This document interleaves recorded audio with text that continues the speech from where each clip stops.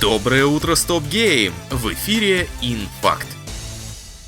Глава студии Hazelight Юсеф Фарес в беседе с журналистом IGN поделился подробностями анонсированного на The Game Awards кооперативного приключения Split Fiction. Управляя главными героинями, мы будем путешествовать по вымышленным ими мирам фэнтези и фантастики, но кроме этого в игре будут и миры поменьше. В них можно будет заскочить, изучая побочный контент. Это будут такие мини-истории со своими локациями, боссами и постановочными сценами. Каждый такой микромирок будет проходиться за 5-10 минут. Как было и с прошлыми играми студии, чтобы пройти с товарищем Split Fiction, понадобится только одна копия игры. В комплекте с ней будет идти бесплатное приглашение для друга. Фарес напрочь отказывается от микротранзакций, называя их хренью, портящей саму основу игры — геймдизайн. Главной темой A Way Out было доверие, в It Takes Two — командная работа, а Split Fiction же будет посвящена дружбе. Также глава Hazelight упомянул, что у любой из игр студии в будущем может появиться сиквел, но только если для такого проекта родится стоящая идея. Split Fiction выйдет на ПК, PlayStation 5 и Xbox Series 6 марта. Из минусов не заявлен русский язык.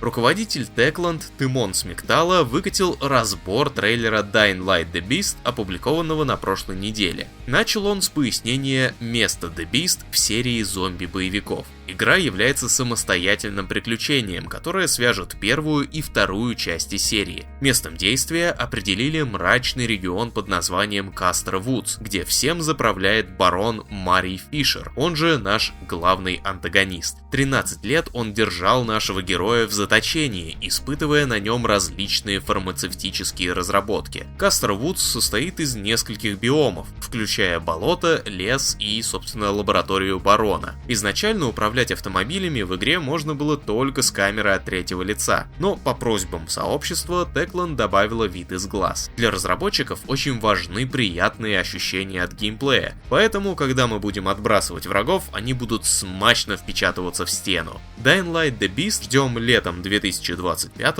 на ПК, PlayStation и Xbox. Карточный хит уходящего года Balatro получил рейтинг 18+. Автор игры назвал решение агентства PEGI лицемерным, так как многим играм с микротранзакциями возрастное ограничение выставляли куда щадяще. И теперь, говорит разработчик, может мне следует запилить в Balatro реальные казино, донаты и лутбоксы, чтобы снизить игровой рейтинг до плашки 3+, как у EA Sports FC. Сама PEGI аргументировала свою оценку тем, что в основе Balatro лежат правила покера. Соответственно, проект дает знания о настоящей азартной игре, которые могут быть применены в реальной жизни. Но почему-то агентство проигнорировало тот факт, что в Balatro отсутствует азартная составляющая, ведь там нельзя делать ставки и тратить деньги. Даже ESRB и немецкая USK это учли и дали игре 10 и 12+ рейтинга.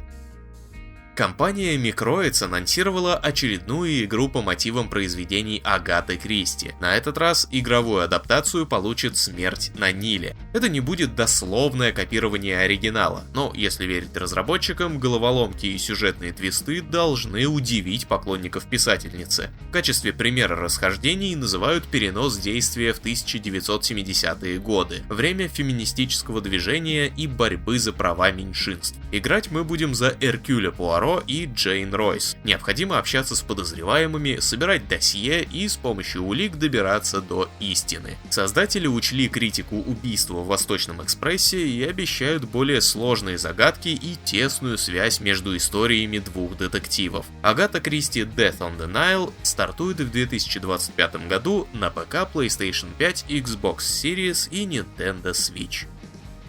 Авторы Heroes of Might and Magic Olden Era представили еще одну играбельную фракцию будущего тайтла — Подземелье, с минотаврами и черными драконами. Героями замка выступят чернокнижники и лорды, а их армия будет состоять из всем знакомых троглодитов, лучниц-медуз, ну и, собственно, драконов с человека-быками. Все они перекочевали в новую часть из третьих героев. Кроме того, войско пополнят темные эльфы и гидры. Каждый юнит можно будет прокачать двумя путями. К примеру, троглодиты могут стать инфернальными или токсичными. Токсичный троглодит звучит мемно. Драконы в подземелье обитают аж в 3 вариациях – красные, черные и пепельные. Heroes of Might and Magic Olden Era появится в раннем доступе Steam во 2 квартале 2025. Можно будет пройти первые 8 миссий сюжетной кампании, при этом Ubisoft Connect для игры не потребуется.